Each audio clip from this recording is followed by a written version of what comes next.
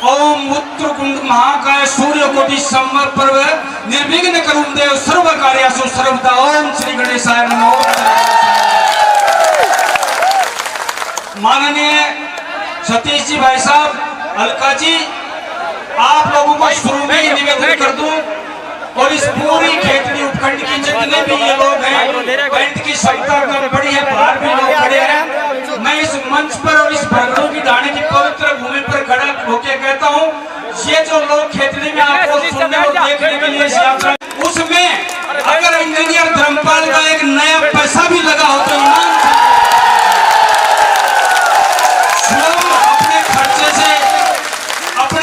से, अपने साधनों से और अपने वाहनों से ये लोग यहाँ पर उपस्थित हुए।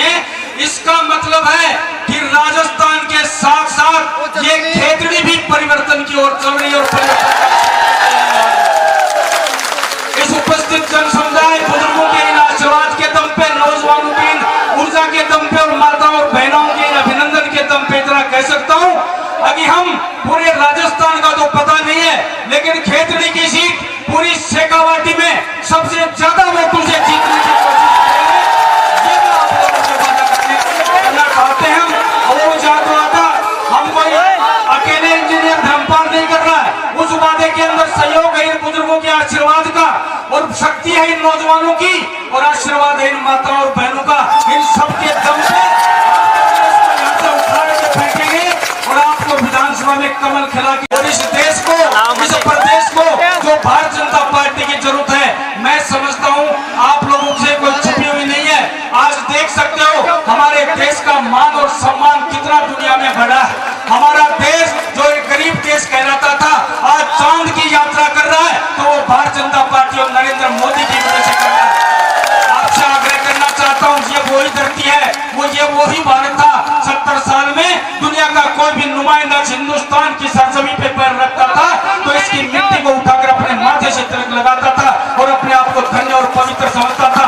लेकिन 60 साल के इस कांग्रेस के राज ने बना दिया घोटालों का, दलालों का, कांडों का और आपको समस्याओं का देश बना के छोड़ दिया। लेकिन पिछले 9 साल, 9.5 साल में माँ भारती के उस लाल ने इस देश को ही तो क्या आसमान के क्षितिज में चमकता हुआ सितारा बना दिया उस भारत को, जिसकी पूरी दुनिया, पूरा देश रोशनी में बैठा है। मैं निवेदन करना चाहता हूँ, हमारे 4 सभाएं और बताते हैं और श्रवण जी पगड़ी जो सह संयोजक हैं और सीआर जी चौधरी साहब जो संयोजक है इस यात्रा के, वो रास्ते में नाराज हो रहे थे कि आप तो नाचते गाते जा रहे हो।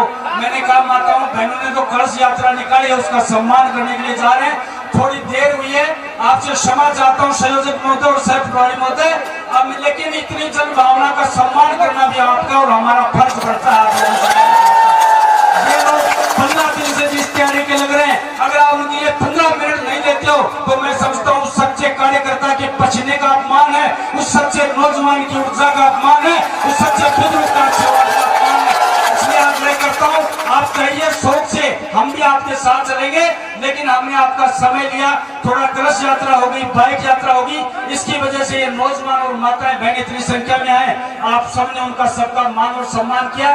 पुनः एक बार खेतड़ी उपखंड की धरती पर इन सब पूरे जन समुदाय की तरफ से आप लोगों का अभिनंदन करता हूँ और स्वागत करना चाहता हूँ। पुनः एक बार आप लोगों से आग्रह कर दूं, मैंने 15,000 लोगों की सीटिंग करवाई थी कुर्सी से। हम वो संख्या आपको बताने के लिए बता के मैं मेरे नंबर पूरे नहीं कर रहा हूँ। हमने 15,000 लोगों का रिकमेंडेशन यहाँ पे किया था कि बैठ के करवाएंगे। पूरे देश राजस्थान में हो सकता है कुर्सियों पे सभा हो रही होगी, लेकिन हमारे ये नौजवान और ये बुजुर्ग कुर्सी पे बैठ के सभा नहीं करेंगे, कुर्सी के लिए सभा कर रहे हैं। आपका आग्रह है, आप लोगों ने हमें सुना, अगर आप लोगों